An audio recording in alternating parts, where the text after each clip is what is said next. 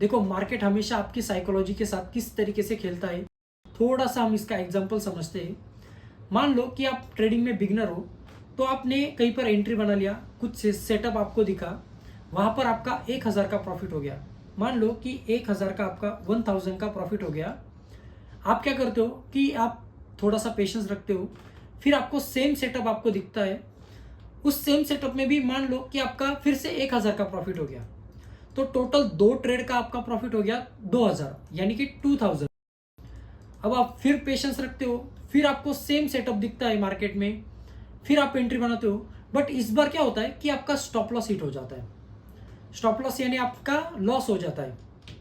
तो मान लो कि मैंने यहाँ पर रिस्क टू रिवॉर्ड को अच्छे तरीके से फॉलो कर लिया, तो इसमें मेरा 800 रुपए का लॉस हो गया।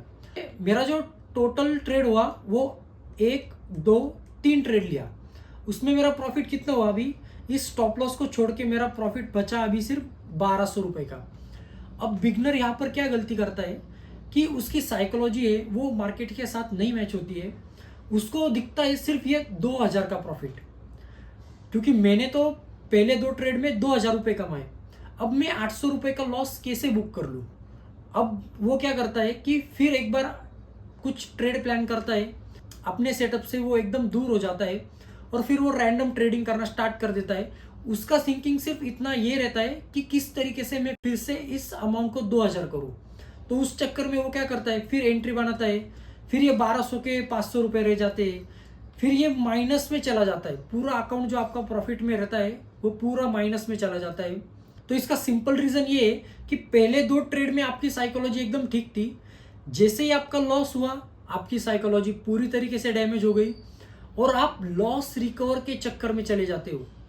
और आप लॉस रिकवर करने के चक्कर में आपका जो 2000 का प्रॉफिट है वो 1500 2000 के माइनस में चला जाता है। तो इस तरीके से आप उस डे को बंद कर देते हो।